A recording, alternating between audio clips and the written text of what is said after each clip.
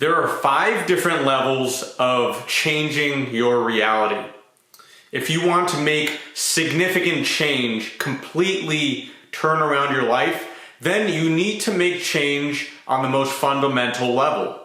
Most people go about their life only changing on the first and second level, and they wonder why their life is more or less the same the entire time. But with this video, we're going to dive deep on what you need to do to make change at the most fundamental level and thus changing your reality completely. Stick with me to the end so you have a thorough understanding of these 5 levels of change. And without further ado, let's get straight into it with level 1. So level 1, or the first level of change, is of action and behavior. This is the level that's been most ingrained in us as a society. This is why we have concepts like work hard, hustle hard, keep on grinding, and basically our entire society and our entire adult life revolves around this idea or this level of action. And yes, you can make changes, right? That's why it does work. You can make changes with action, but if you're just changing at this level and none of the other levels, then you'll see a disproportionate amount of effort being put in for just a little bit of output. In other words, you're going to be putting in a lot of effort to see minimal results. Yes, you can see results from just this level of change, but it's definitely not the most efficient way to go about it. And even if we just start changing at a level 2, which I'm going to get to in a second, you'll see a lot more better results. So with that said, let's get into level 2. So level 2 is at the change of feelings and emotions. Everything we do is driven by how we feel or how we want to feel, or even how we don't want to feel. And we can immediately change our actions and behaviors if we focus on change from this level, from changing our emotional state. This is why you can spend 5 or 6 hours working on a really boring project that's just sucking the life out of you and putting in all this effort and barely seeing any change, barely just scratching the surface of getting it done. Or you have those days where you're working on something for only 45 minutes, but you're in a flow state and you're loving it and you're barely feeling like you're putting any effort into it, and you end up getting a lot more done in those 45 minutes than those 5 hours working on the other project. Another way to look at this is imagine taking action when you're maybe sad or fearful or depressed, or taking action, the same action, but taking it from a state of feeling happy, fulfilled, joy. If you take the same action but change the emotion, you'll get a lot more done by improving the emotion but still taking the same action. Learning to change at this level will not only change how you feel, which in itself is a benefit, but you'll also take more improved, better action. But emotions don't just exist in a vacuum. There's a preceding thought or belief that creates the emotion in the first place. And this leads us to level 3, which is change at the level of thoughts and beliefs. So as I just said, there first comes a thought or a belief, and then the emotion comes second. If you think about it, our feelings are created by our interpretation of what's happening, our interpretation of our experience. And interpretation requires thought. It requires thinking about what's going on. And that's why you can have 2 of the same events, but one person feeling really negative about it and one person feeling really positive about it. It's the same event, but it's just the way that we interpret that event that creates our emotion about it. So you can go about change just on the second level of feelings and emotions, but if you don't address the level 3 thoughts or beliefs that are behind it, then you'll see unwanted emotions keep on reoccurring in your life, keep on bubbling up, especially when you keep on just trying to change the emotion itself and not the thought or belief that's behind it. I would say level 3 changes is where you can really start seeing significant strides, significant improvements in your life.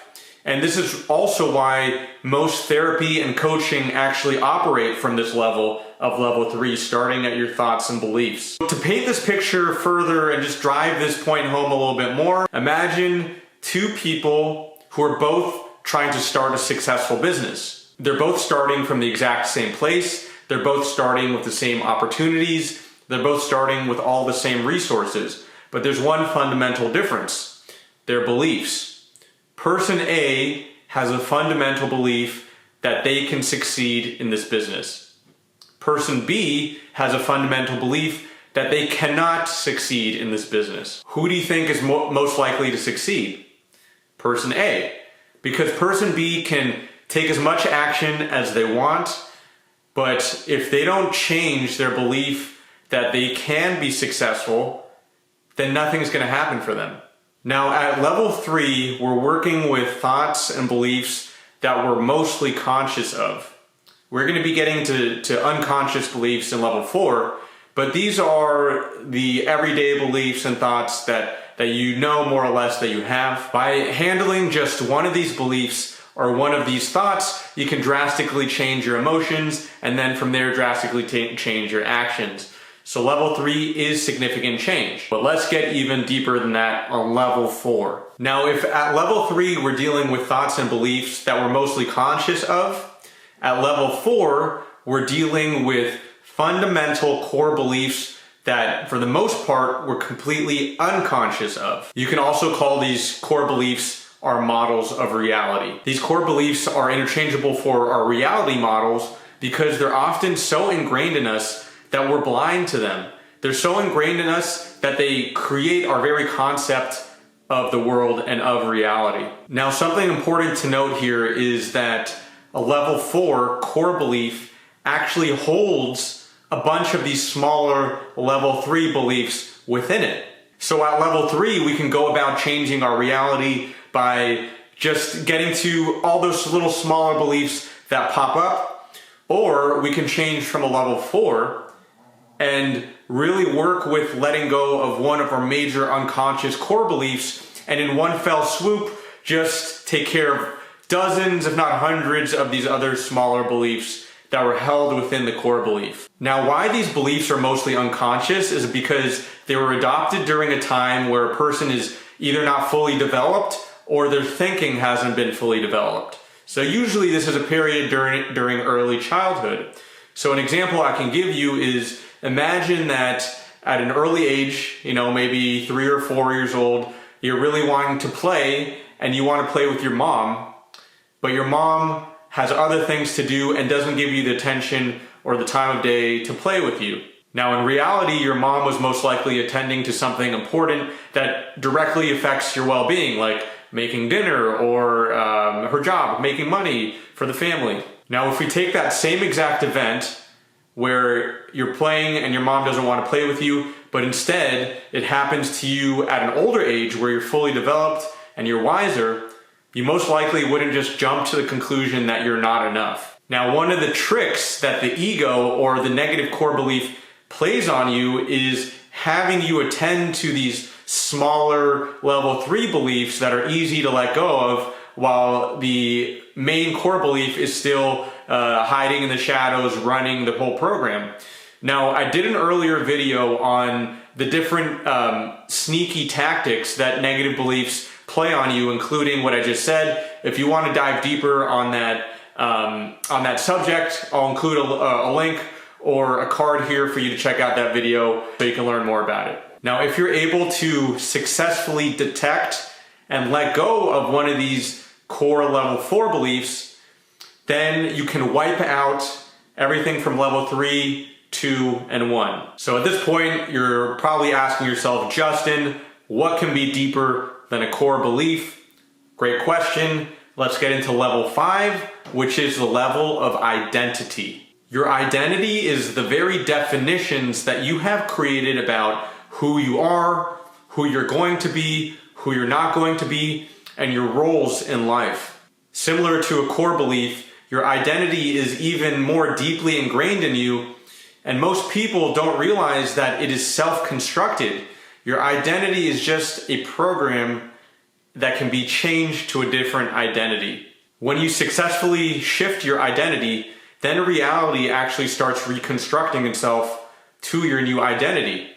So the new beliefs, the new thoughts, the new emotions and actions will all start taking place in your reality. So this is why people who have multiple identity disorder or dissociative identity disorder, when they shift or bounce around from identity to identity, a lot changes. Their thoughts, their emotions, their mannerisms, their speech, even their physical appearance changes. Their eyesight, what they're allergic to changes. Now the problem why most people do not change at this fundamental level is because people are fearful of change at this level. People are scared of changing their identity. It sounds pretty scary to change everything that you knew about yourself.